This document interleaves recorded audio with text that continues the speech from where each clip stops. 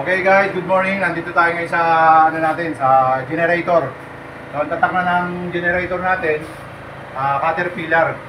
Ito yung gine-check natin na weekly check. So, una natin i-check itong fuel diesel natin. Yan. So, titignan natin yung fuel diesel natin na to. Yan. Sukatin natin yan kung nababawasan ba siya pag tinetesting natin. So okay naman yung diesel natin. Yan. So ibig sabihin pag gaganyan full pa. Tapos ito naman yung fuel natin gauge. Yan. Diyan natin makikita kung kukunti na ba yung diesel ng generator natin. So malaki tong makina natin na to. Tapos dito naman tayo sa yung bago natin papaanda rin.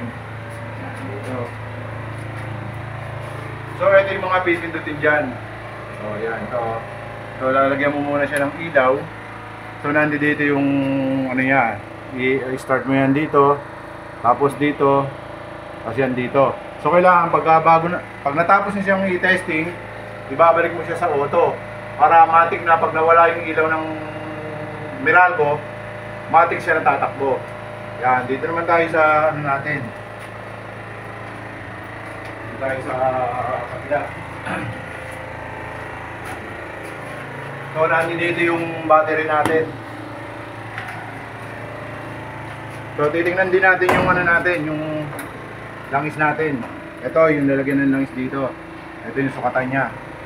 Yan. Makikita nyo yung langis natin, may sukat yan. Yan. So kailangan laging na-check yan. Tapos ito yung battery natin. Check din natin yung battery kasi baka mamaya meron ng nagbubuo-buo, yung nag-aamag na. So kailangan lilinisin yan. Yan ganyan. Tapos yung collan natin nandun sa taas. Check din natin yung collan. Kung marami pa tayong collan. Lagyan naman ang daliri mo kung abot pa dun sa yan. Ito yung collan natin. Kailangan ng ganyan lagi yung pagkain ng daliri.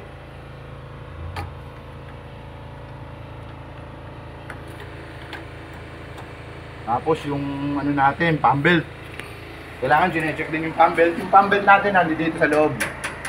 Yan, dito yung pump belt natin. Yan. So ikot na tayo ulit, i-start natin. Para makita natin yung natin. Yung makina.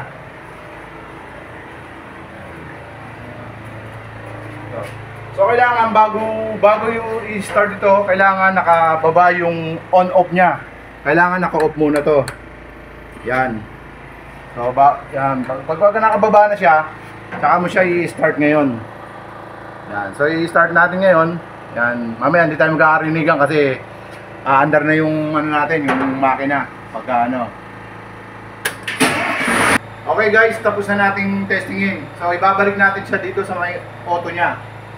Yan. Balik natin sa auto niya para pagka nawala yung power ng Meralco, mag-automatic siya. Tapos ito din, huwag kakalimutan tong iangat. Iangat natin yan. Yan, ibig sabihin niya, naka-on na, papasok na yung power ng Meralco. So yan lang yung konting tip ko na ibibigay sa inyo, yung mga merong generator sa bahay.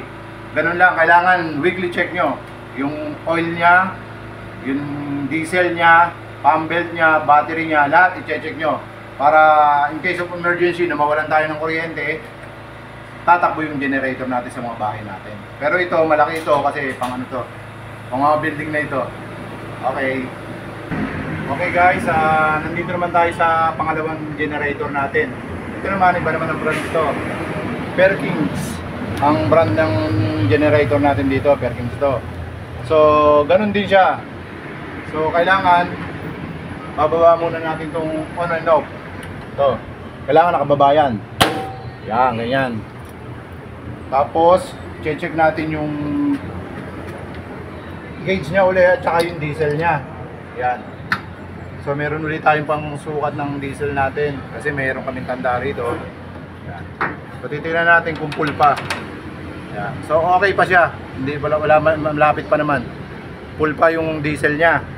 So meron din siyang gauge dito. Ito yung diesel gauge niya. Yan. Yan yung gauge niya. So isasara natin ulit yan.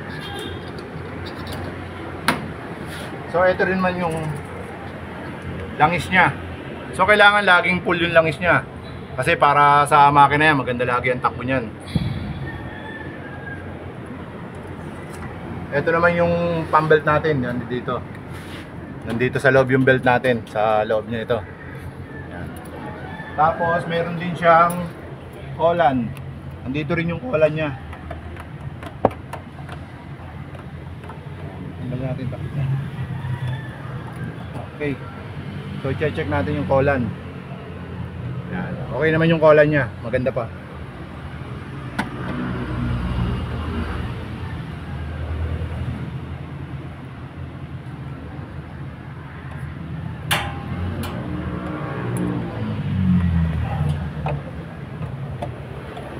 Yan.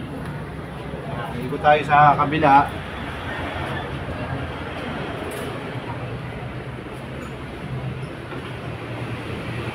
So pagkakaiba nila rito, meron siyang pinaka battery na supply din sa ano, to.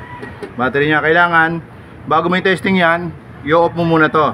Yan, katulad noon namatay yung ilaw, naka-off na siya. Tapos yung battery. To, titingnan mo rin to lagi kung meron namang parang amag. Yan, so wala naman siyang amag. Yan, so ito tawag dito pa yung pump. Ito kailangan bago mo patakbuhin to, ipapump mo muna to ng mga 10 beses. 1, 2, 3, 4, 5, 6, 7, 8, 9, 10. So ikot tayo sa kabila uli. Andito kasi yung ano niya.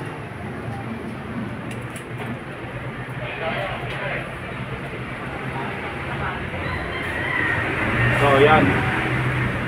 Nandito yung ito, tinatouch lang to. Ito yung ano niya, yung run. So kailangan naka 0-0 siya. Ito, pipindutin natin yung run. Tatakbo na yan.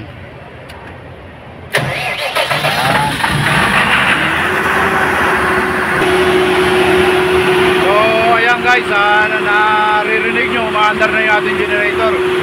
So ayan. So ayan. Maingay nga lang. Malaki kasi yan. Okay guys, tapos na tayo mag-testing. Babalik na natin sa normal setting niya. Kailangan ibalik natin sa auto. Ayan, pipindot natin yung auto.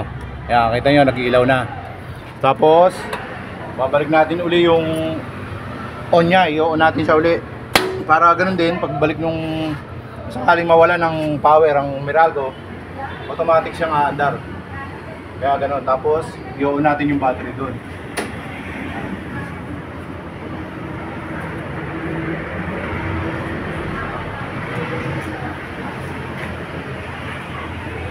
So kailangan lagi lagi naka-on yung battery dito. Yan. Oh, umilaw na, naka-on na siya. So guys, hanggang yan ang video ko. Huwag niyo kalimutan mag-subscribe.